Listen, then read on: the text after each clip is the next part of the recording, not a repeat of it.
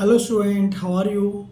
आज हम करा रहे हैं क्लास 9th एक्सरसाइज 6.2 का क्वेश्चन नंबर 2 और इसके बाद कराएंगे क्वेश्चन नंबर 6 और बाकी मैं पहले करा चुका हूँ सारा।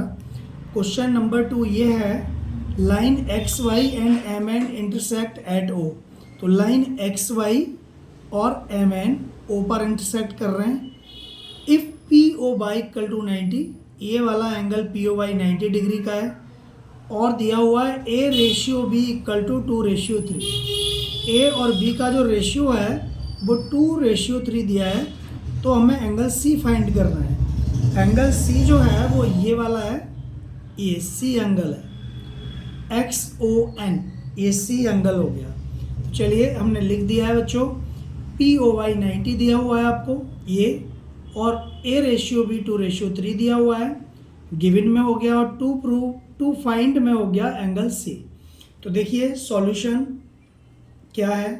सबसे पहले लिखेंगे let angle A equal to 2x। ठीक है, ए 2x है और एंगल बी जो है वो हो जाएगा 3x। ये जो ए रेशियो बी दिया है वो एंगल ही है, ये वाला और ये वाला। तो जब भी आपको रेशियो दिया हो तो आप उसको x में लेट कर लें तो सही रहेगा। अब आप ये बताइए कि पी ओ वाई 90 डिग्री है तो पी ओ एक्स भी 90 डिग्री होगा, क्योंकि ये भी 90 है और ये भी 90 है, दोनों मिलके 180 हो जाएंगे पूरे ये। ठीक है ना। अब हम लिखेंगे angle P O Y equal to 90 degree, इसलिए therefore P O X equal to 90 degree हो जाएगा। ठीक, तो लिखो। अब आप देखो ये वाला 90 डिग्री है तो ए और बी मिलके भी 90 डिग्री हो जाएंगे। ठीक है ना। तो लिखो angle A plus angle B equal to 90 degree, क्योंकि ए और बी पूरा 90 कवर कर रहे हैं इसलिए।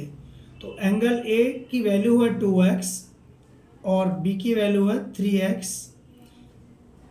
ठीक है, ए की वैल्यू 2x और बी की वैल्यू 3x, और ये 90 डिग्री जैसे का वैसा उतार दिया।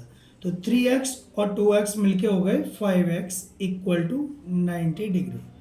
तो x निकाल लो यहाँ से, 90/5। ये मल्टीप्लाई में है x के, इसलिए नीचे जाएगा यानी डिवाइड में चला जाएगा। इस मल्टीप्लाई का डिवाइड हो जाता है, पता ही है आपको। तो ये 5 से काट दो, 5 1 जा 5, 5 8 जा 40, 18 डिग्री आ गई x की वैल्यू। अब मैं करता हूँ यहाँ पे,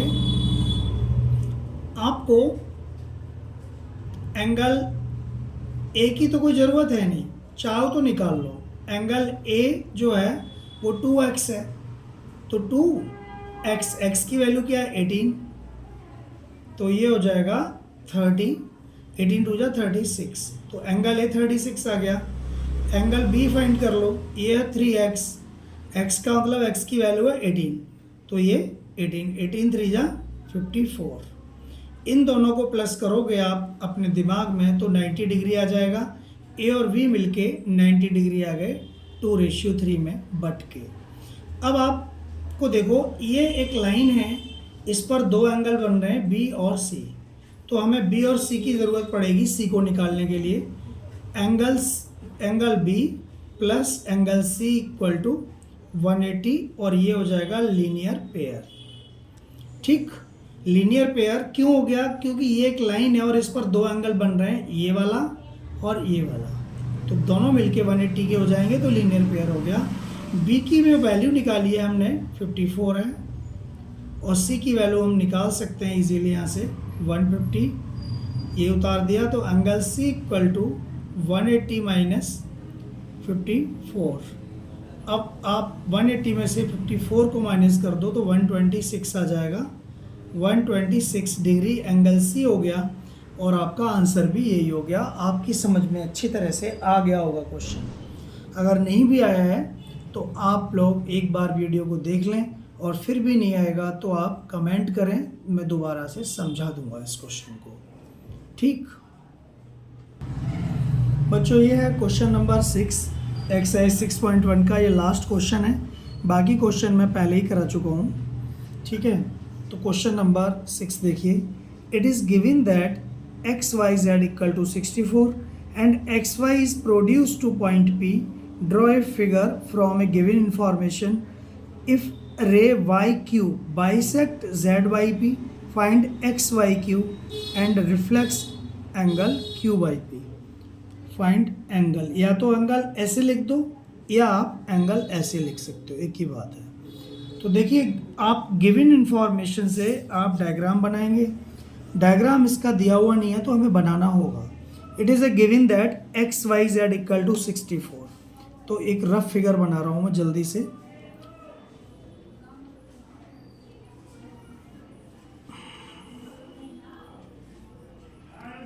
x Y Z equal to ये आ गया 64। तो बच्चों ये आगे आगे लिखा हुआ है and X Y is produce to point P. X Y को पी पॉइंट तक प्रोड्यूस कर दो। ये पॉइंट पी है, एक्स वाई को पॉइंट पी तक प्रोड्यूस कर दिया हमने, पी कहीं पॉइंट मान लो। Draw a figure from a given information if ray Y Q bisect angle Z Y P. Y Q एक रे है, वो बनाओ। वाई क्यू क्या होगा, इस तरह से बनाएंगे। ये वाई है, वाई क्यू, ये वाला जो वाई क्यू रे है जेड वाई पी को दो इक्वल पार्ट्स में डिवाइड कर रही है। ये लिखा हुआ है if ray Y Q bisect angle Z Y P. Z Y P को बाइसेक्ट कर रही है ये लाइन, यानी इस पूरे एंगल को दो भागों में बांट रही है। ये वाला एंगल और ये वाला एंगल बिल्कुल सेम है, बराबर है, जितने भी डिग्री का है इक्वल है ये। तो अब ये इक्वल मान लिया हमने, दोनों इक्वल पार्ट्स में डिवाइड कर रही है तो इसको एक्स एक्स लेट कर लो। जब भी कोई चीज़ दो इक्वल पार्ट्स में डिवाइड करती है तो उसको इक्वल ही मान लेते हैं। Find Z Y Q, oh sorry X Y Q, X Y Q ये वाला एंगल फाइंड करना है हमें। ये 64 दिया है, यानी ये और निकालना है। तो आप देखो कैसे करते हैं। गिवन वगैरह कुछ नहीं लिख रहा, सॉल्यूशन लिख रहा हूँ केवल इसका। गिवन वगैरह तो तुम खुद ही लिख लोगे, जो क्वेश्चन में दिया होता है वो गिवन में उतार देते हैं। तो आप देखो, ये तीनों एंगल का सम, इसका, इसका और इसका 180 है, क्योंकि ये लीनियर पेयर बन रहे हैं ये तीनों। अब लीनियर पेयर इसको बोल नहीं सकते क्योंकि ये तीन एंगल है, लीनियर पेयर दो का होता है, इसलिए एंगल ऑन स्ट्रेट लाइन लिख देंगे। तो लिख दो यहाँ पे x plus 64 equal to 180, angle on straight line.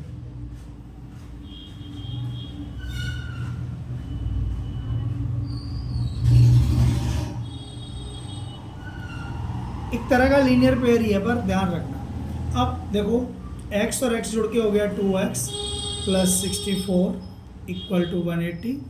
तो 2x इक्वल टू 64 उधर ले जाओ, 180 माइनस 64 तो कितना हो गया, 2x equal to 116, x equal to 116 upon 2, 2 5 जा 10, एक बचा 16 हो गया, 2 8 जा 16, 58 डिग्री आ गया।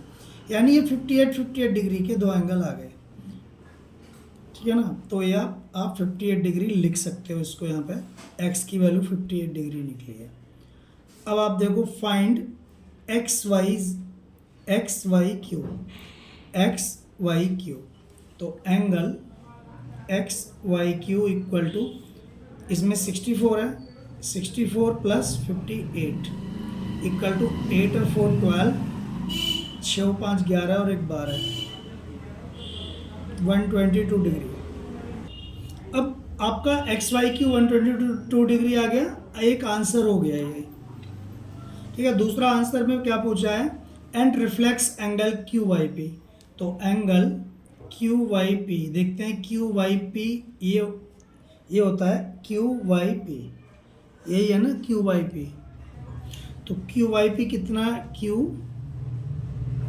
वाई पी 58 डिग्री है। तो reflex angle Q Y P का रिफ्लेक्स क्या हो गया, रिफ्लेक्स क्यू वाई पी। तो रिफ्लेक्स के लिए आपको पता है 360 में से जो एंगल होता है वो माइनस कर देते हैं। क्यू वाई पी 58 आया है यहाँ पे, तो 58 क्योंकि वो एक्स है और एक्स हमारा 58 है, तो आपका आ गया 302 डिग्री। ये आंसर हो गया। तो आपकी बच्चों समझ में आ गया होगा। आपके ये भी आंसर हो गया, दोनों आंसर हो गए। ठीक है, समझ गए होंगे आपको अच्छी तरह से।